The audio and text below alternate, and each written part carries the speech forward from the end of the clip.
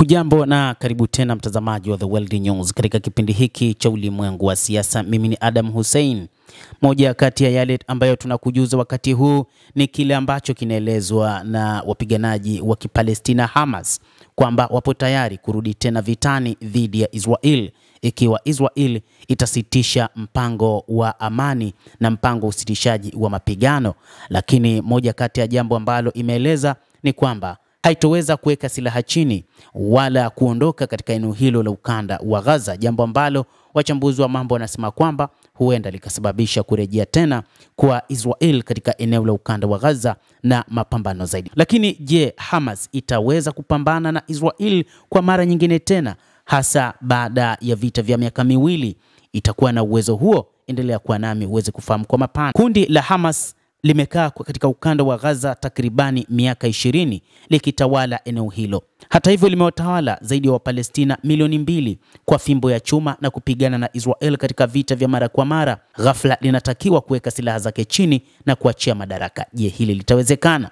Kwa kuzingatia mtiririko wa picha za kutisha ambazo zimeibuka kutoka Gaza tangu usitishaji wa mapigano ulipoanza kutekelezwa mnamo Oktoba 10, Hamas inaonekana kuwa na nia ya kurejesha mamlaka yake na kwamba haipo tayari kuweka chini silaha zake, lakini pia haipo tayari kwa ajili ya kuondoka katika eneo hilo la ukanda wa Gaza. Katika pointi 20 za rais wa Marekani Donald Trump, moja kati ya point ni kuiona Hamas kwa silaha chini, lakini pia kuondolewa katika eneo hilo la ukanda wa Gaza ikilazimika. Watu wake waliojifunika nyuso zao wakati wote wamerudi mitaani. Baada tu usitishaji wa mapigano, karibia wanamgambo 700 waliitwa kurudi kazini. Hata hivyo walikutana na changamoto ya vikosi vya kikabila ambavyo vilipewa nguvu na Israel, lakini walipambana navyo na kuvishinda vikosi hivi. Jambo moja ambalo limebaki ni kile ambacho kimeelezwa na Waziri Mkuu Benjamin Netanyahu na hata Waziri wa Ulinzi Bwana Israel Katz kwamba watarejea vitani wakati wowote. Lakini pia ni vitisho vilivyotolewa na rais wa Marekani Bwana Donald Trump kwamba ikiwa Hamas watavunja makubaliano ya usitishaji wa mapigano, basi ataliamuru jeshi la IDF kurejea katika mapambano na kundi hilo. Kutokana na hali hiyo, Hamas ambayo wachambuzi wa mambo wamesema limekuwa ni moja kati ya makundi magumu kuwahi kutokea katika eneo hilo la ukanda wa Gaza, ambayo Israel kwa kushirikiana na Marekani wamepambana kwa miaka miwili bila ya kuliangusha kundi hilo. Wachambuzi wa mambo wanasema kwamba Hamas wanaweza wakaendelea kuitawala Gaza, lakini utawala wao hautakuwa kama ule wa zamani. Lakini wanasema zaidi kwamba vita vitakuwa ni vya muda mrefu zaidi. Katika kipindi cha miaka miwili ambacho Hamas wamepigana na Israel ilijitahidi sana katika kulitafuta kundi hili katika maeneo mengi katika ukanda wa Gaza. Zaidi ilikuwa ikitafuta mateka wake ambao walikufa na wengine wako hai bila mafanikio, na kufikia hatua rais wa Marekani kutaka kusimamishwa kwa vita.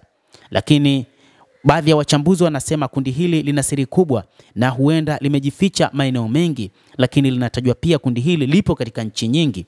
Lakini inatajwa kwamba wanachama wa kundi hili wapo katika mataifa mengi ikiwa ni pamoja na Iran, na ndio maana Israel na Marekani wametokea kuichukia sana Iran kwa sababu ya kulifuga kundi hili.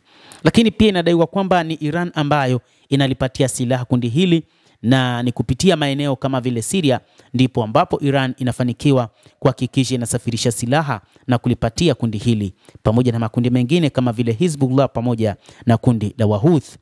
Lakini wachambuzi wanasema zaidi kwamba uwezekano wa kurejea kwa vita upo, na Hamas sio kwamba watashinda, lakini watalisumbua sana jeshi la IDF la Israel pamoja na Marekani, kama ambavyo waliendelea kulisumbua kundi hilo katika kipindi cha vita vya miaka miwili baada ya Oktoba 7 mwaka 2023 kufanya operation kabambe ya kuweza kuua wanajeshi pamoja na raia 1200 pamoja na kuwateka baadhi ya wanajeshi pamoja na raia zaidi ya 250. Kundi hili kwa kiasi fulani, kwa mujibu wa wachambuzi, wanasema kundi hili litaweza kupambana na Israel, lakini halitaonekana hadharani kama ambavyo wanajeshi wa Israel wataonekana.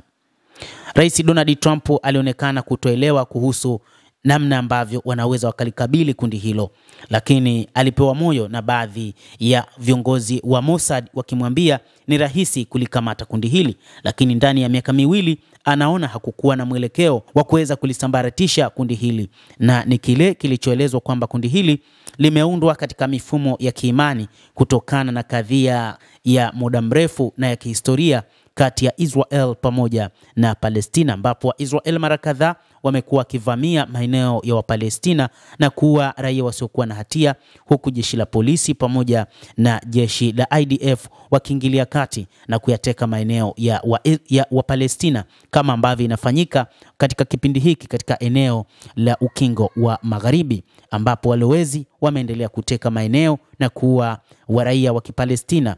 Na kwa hivyo Wapalestina wamejenga moyo wa mapambano ya wakati wote dhidi ya Israel, wakiamini Israel ni maadui. Na hivyo kundi hili la Hamas limejengwa katika mfumo wa kiimani na kijihadi, na ndio maana wapo tayari kurudi tena vitani, na inadaiwa kwamba kuna uwezekano wakaweza kupambana wakati wote dhidi ya Israel, licha ya kwamba wamekuwa wakipokea vitisho vikali kutoka kwa serikali ya Rais wa Marekani Donald Trump, akiwaambia kwamba watakutana na jehanamu, na wao hawajali, wakisema wapo tayari kwa mapambano.